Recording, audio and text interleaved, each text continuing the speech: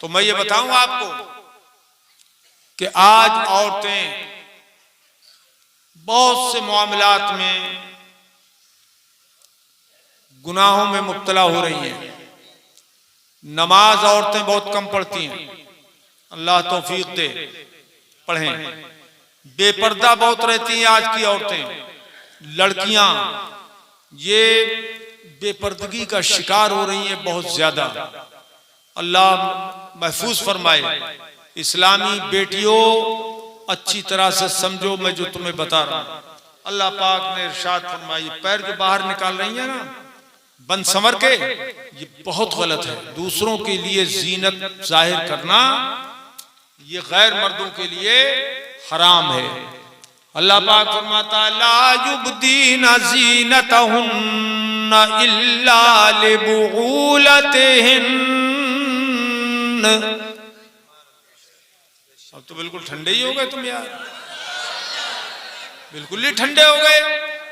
बोलो तड़प के बोलो सुभान अल्लाह। कि औरतें अपनी जीनत सिर्फ अपने शौहरों के लिए जाहिर करें। कहां गए वो बताने वाले?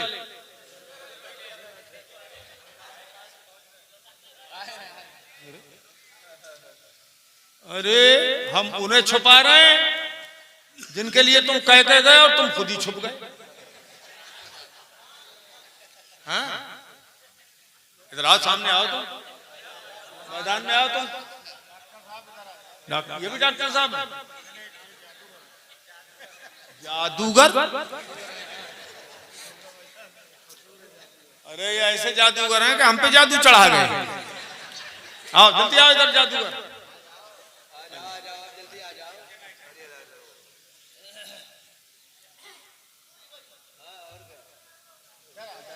यार अजीब जादूगर निकले ये तो। आ जाओ। तो सिर्फ अपने शौहरों के लिए अपनी जीनत बनाओ, सिंगार जाहिर करें, और किसी के लिए ऊपर तुमसे कितने का बैठो तो हाजी जी बराबर दाढ़ी रखो। हाँ ठीक है, एक मुश्त दाढ़ी रखो तो ऊपर बैठने का हक है, मिलेगा तो। और अब बैठ ही गए हो तो अब रख के उतरो। क्या ख्याल है? हाँ माशाल्लाह, ये बात है। हाँ हाँ। नारे तकबीर, नारे रिसालत, सुन्नते रसूल, नारे तकबीर। अच्छा अजीब बात यह है कि जो इनकी तरह हैं बहुत से महफिल में ये भी हंस रहे हैं। तुम भी रखो, जितने बेदाढ़ी के सब रखो ना दाढ़ी, तो इंशाल्लाह नूर ही नूर नजर आएगा भगुआ बाजार में। हाँ, ईमान वाले दाढ़ी रखें, अपने महबूब की सुन्नत पे अमल करें, जो वाजिब है उस पे अमल करें इंशाल्लाह। तो सिर्फ अपने शौहरों के लिए अपनी जीनत जाहिर करें। और ये भी फरमाया करना फी बुयूतिकुन वला तबर्रजन तबर्रुजल जाहिलियतिल ऊला।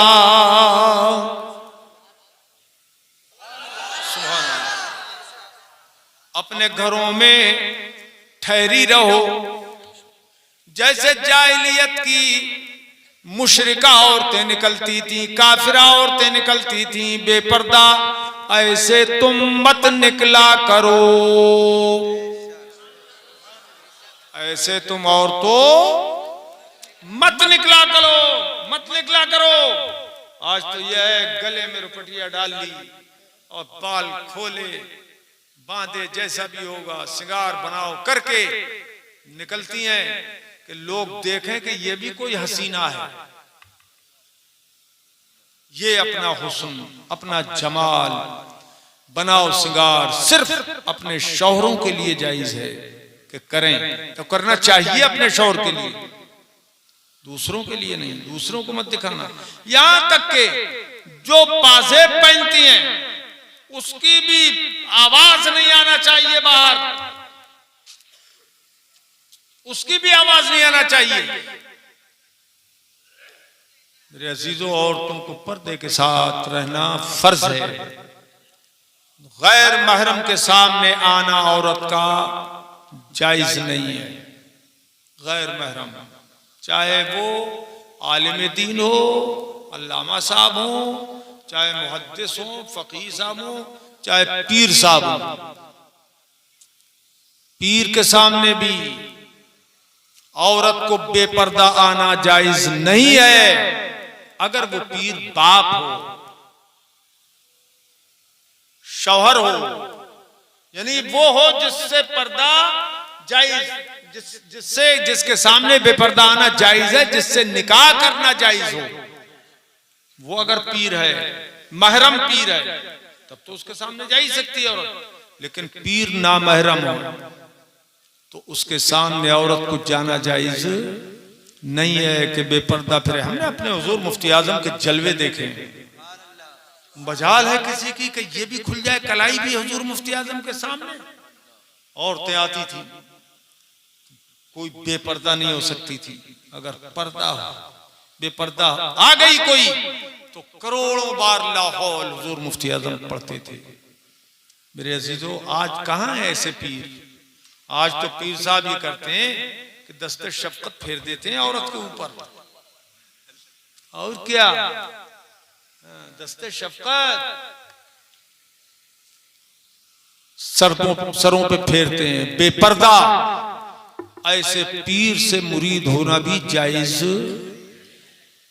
शरीयत का मसला है ये, बोलो, जायज नहीं है। इतना तुम्हें भी मालूम है। ऐसे पीर से बैत होना जायज नहीं है। अगर कोई मुरीद हो भी गया ऐसे पीर से, तो उसकी पीरी मुरीदी कुछ मायना ही नहीं रखती है। इसलिए औरतें बहुत ध्यान रखें, और ये जिम्मेदारी मर्दों पर भी है। हमारे पास भी आती है ना ऐसी औरतें, हम रोजाना जलसों में रहते हैं, तो आदत बिगड़ी हुई होती है ना, तो चाहती हैं कि हमारे सामने भी ऐसी बेपर्दा आ जाए। हाथ रख दो साहब, तुम डांटते हैं हमको, आओ बापर्दा चेहरे छुपा के आओ। तो रुमाल लिया, अगर ज्यादा इसरार किया हमने, वरना हम तो दुआ देके रुखसत कर देते हैं। तो बस रुमाल लिया बड़ा, और ऐसे करके सर पे रुमाल रख दिया, इतना हम कर लेते हैं, बस ज्यादा नहीं। मेरे अजीजों, औरतों को चाहिए कि इस पे अमल करें, औरतों को चाहिए इस पे अमल करें, और नमाज की सख्त पाबंदी करें। रोजे औरतें आदमियों से ज्यादा रखती हैं, ये काबिल तारीफ बात है। रोजे ज्यादा रखती हैं, और अब मुसीबत भी उन्हीं पे ज्यादा होती है, क्योंकि चटकती दोपहरी से जो शुरू करती हैं खाना बनाना, तरह तरह की चीजें रोजे की हालत में। मजाल है कि कोई औरत हिम्मत हार जाए, चख भी ले उसको नहीं। हाँ, अगर किसी औरत का शौहर बदमिजाज हो तो हुक्म यह है कि नमक मिर्च ऐसे चख ले, बस ऐसे जबान पे लगाए और बस उगल दे, थूक दे, पता लग जाए उसे कि मिर्चें कितनी है, नमक कितना है, समझा? तो इतनी बस इजाजत है, घाटी में न ले जाए कहीं कि चखने के बहाने से निगल ले। और ये इजाजत इसलिए शरीयत ने दी है कि बदमिजाज शौहर होगा, क्या मालूम क्या कर गुजरे, इसलिए। समझ गया? मेरे अजीजों, औरतें भी मर्द भी सब पांचों वक्त की नमाज की पाबंदी करो, कि हुजूर ने फरमाया कुर्रतु ऐनी फिस्सलाह। हुजूर फरमाते मेरी आंखों की ठंडक नमाज में है। सुभान अल्लाह। अच्छा चलो, टाइम बहुत हो गया। एक हदीस मैंने आपको सुनाई थी, अव्वलु मा खलक़ल्लाहुल क़लम। हुजूर फरमाते हैं सबसे पहले अल्लाह पाक ने मेरे नूर के बाद कलम को पैदा फरमाया। किसको? किसको? बोलो, किसको? कलम को पैदा फरमाया। किसको? कलम। फ़क़ाल लहू उक्तुब, तो कलम से इरशाद फरमाया ये कलम लिख दे। क़ाल मा अक्तुब, तो कलम कहने लगा मैं क्या लिखूं। क़ाल उक्तुबिल क़दर, इरशाद फरमाए कलम तू तकदीरें लिख दे। क्या लिख दे? किस्मतें लिख दे। अब हुजूर फरमाते हैं फ़कतब मा काना वमा हुवा काइनुन इलल अबद, तो जो कुछ हो गया वो सब का सब कलम ने लिख दिया, और जो आइंदा क़यामत तक और हमेशा जो होता रहेगा वो सब का सब कलम ने, बोलो, लिख दिया। कौन कब पैदा होगा वो कलम ने लिख दिया। कौन दुनिया में जाकर कितना खाएगा वो भी कलम ने लिख दिया। कितना कमाएगा वो भी कलम ने, जोर से बोलो, लिख दिया। कौन जलसे में आएगा वो भी कलम ने लिख दिया। और कौन स्टेज पे बगैर दाढ़ी के बैठेगा वो भी कलम ने लिख दिया। और कौन दाढ़ी रख के उतरेगा तौबा करके वो भी कलम ने लिख दिया। जलसे में कितने लोग आएंगे, जोर से बोलो, वो भी कलम ने लिख दिया। कितने नमाजी होंगे वो भी कलम ने लिख दिया। कितने बेनमाजी होंगे वो भी कलम ने लिख दिया। और बउआ बाजार में कोई वहाबी नहीं होगा ये भी कलम ने, जोर से बोलो, ये भी कलम ने, ये भी कलम ने लिख दिया। और यहां के लोग कितने जज्बाती होंगे ये भी कलम ने लिख दिया। और कौन कितना कंजूस होगा, अरे जब तुम्हारी खिलाफ पड़ जाए बोलते क्यों नहीं हो, वो भी कलम ने लिख दिया। और कौन कितना सखी होगा, खर्चीला होगा वो भी कलम ने लिख दिया। कौन ज़कात नहीं देगा वही बखील होता है वो भी कलम ने लिख दिया। कौन खेती बाड़ी का औषध नहीं देगा वो भी कलम ने लिख दिया। और कौन हर खेती का औषध निकालेगा हर फसल का वो भी कलम ने लिख दिया। गन्ने का कितना निकालेगा वो भी लिख दिया। गल्ले का कितना निकालेगा वो भी कलम ने, जोर से बोलो, लिख दिया। अरे यहाँ पर कौन पीली टोपी ओढ़ के बैठेगा वो भी कलम ने लिख दिया। कौन सफेद टोपी ओढ़ के बैठेगा वो भी कलम ने लिख दिया। क्यों भाई?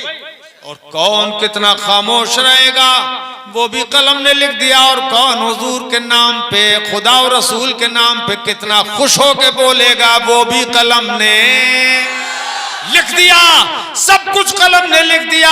अच्छा, मजे की बात यह है कि कलम तो चल रहा था वहां और मुस्तफा बयान कर रहे थे मदीने मुनव्वरा में।